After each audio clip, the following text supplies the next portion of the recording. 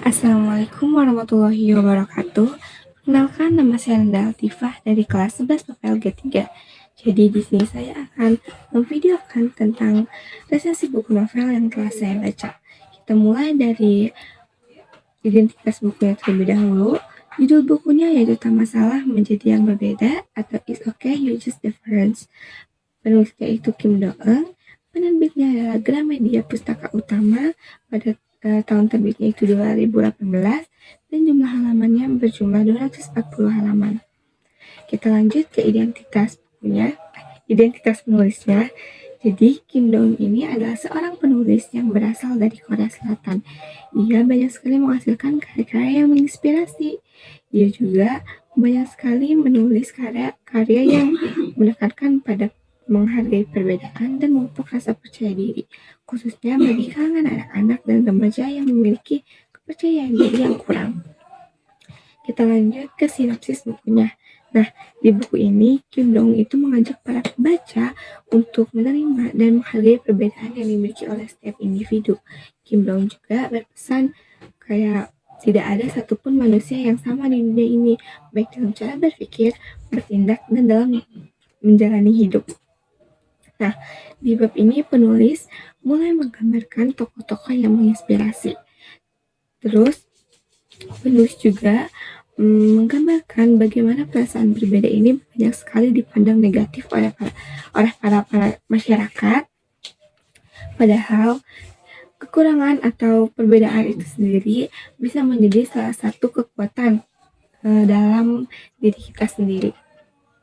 Nah, di buku ini sebenarnya banyak sekali menjelaskan tokoh-tokoh yang menginspirasi.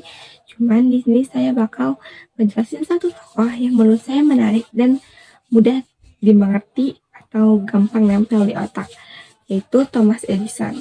Nah, Thomas Edison ini adalah orang yang berhasil mengatasi keterbatasannya dan menjadi seorang penemu terbesar sepanjang sejarah. Awalnya Thomas Edison ini memiliki rasa ingin tahu yang besar gitu ya. Jadi setiap dia nanya ke temennya terus dijawab, dia bakal nanya lagi kenapa bisa kayak gini-gini, sehingga orang-orang menganggap bahwa dia itu aneh, terus menganggap juga bahwa dia itu memiliki pemahaman yang kurang. Terus abis itu ada kejadian di mana saat dia di bangku SD, saat berumur 7 tahun, SD itu dia cuma bertahan selama 3 bulan. Nah, dimana saat guru menjelaskan 1 tambah 1 sama dengan 2, terus menggunakan properti apel sebagai bahan pembelajaran.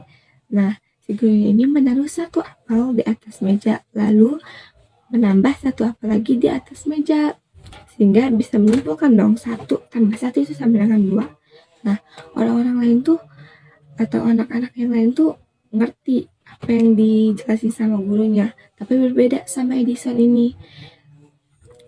Si Edison ini maju ke depan lalu membawa sebongkah satu tanah liat ke atas meja, lalu menumpuk 1 tanah liat lagi di bawah tanah liat yang tadi pertama, sehingga si Edison ini menyimpulkan bahwa 1 ditambah 1 itu sama dengan 1. Nah, gurunya ini gak bisa berkata-kata dong, lalu memanggil ibunya si Edison ini ke sekolah. Nah, gurunya ini ngomong ke ibunya si Edison seperti ini, "Bu, sepertinya anak ibu mengalami gangguan di dalam kepalanya." Nah, setelah ngomong kayak gitu, ibunya tuh merasa marah dong ya, atau gak enak lah anaknya dikatain kayak gitu. Nah, terus ibunya ini bilang ke gurunya bahwa Edison ini gak bodoh. Edison ini gak mengalami gangguan di dalam kepalanya. Dia itu cuma memiliki cara berpikir yang beda seperti anak-anak yang lainnya. Nah, setelah itu gurunya ini akhirnya mengeluarkan Edison dari sekolah. Karena udah dikeluarin, ibunya akhirnya memutuskan untuk mendidik si Edison di rumah. Nah, ibunya ini membacakan banyak sekali buku-buku, contohnya kayak buku sastra dan buku filosofi. Nah, abis itu ternyata Edison ini tertarik dengan sains. Nah, buku sains yang dibaca oleh Edison membuat Edison itu untuk langsung mempraktekannya atau mencobanya langsung. Terus Karena ibunya tahu ya Edison itu tertarik dengan sains, akhirnya ibunya Edison ini membuatkan sebuah laboratorium bawah tanah untuk Edison agar Edison itu bisa langsung mempraktekkan apa yang dia ingin praktekkan. Contoh penemuan utama Contoh penemuan pertama yang telah dibuat oleh Edison adalah perekam suara listrik. Itu hebat banget gak sih guys? Gila. Terus, habis itu ada satu moto hidup yang saya suka dari Edison, yaitu kesuksesan tidak diukur berdasarkan hasil, tapi dihitung berdasarkan banyaknya percobaan yang dilakukan. Nah, pesan dari bab ini adalah jangan jadikan perbedaan sebagai kelemahan, melainkan jadikan perbedaan itu sebagai potensi unik untuk menghasilkan sesuatu yang luar biasa. Contohnya seperti yang dibuktikan oleh Thomas Edison ini. Nah, udah tuh situsnya itu aja. Sebenarnya masih banyak ya tokoh-tokoh yang lain kayak Pestalozzi, Einstein. Cuman itu nggak dulu, soalnya saya nggak terlalu ngerti di otak. Terus kita langsung ke kekurangannya dulu. Pertama dari covernya. Menurut saya covernya itu kurang menarik karena hanya berupa teks polos aja, sehingga membuat para pembaca tuh kurang tertarik ya dengan covernya. Wajar aja sih, namanya juga buku motivasi, beda dengan buku-buku yang lainnya. Terus dari segi isinya itu repetisi tema yang berulang sehingga membuat kita itu bosan. Walaupun tiap bab beda tokoh, cuman penyampaian tentang perbedaan itu udah tersampaikan dari awal. Nah, terus kita langsung ke kelebihannya.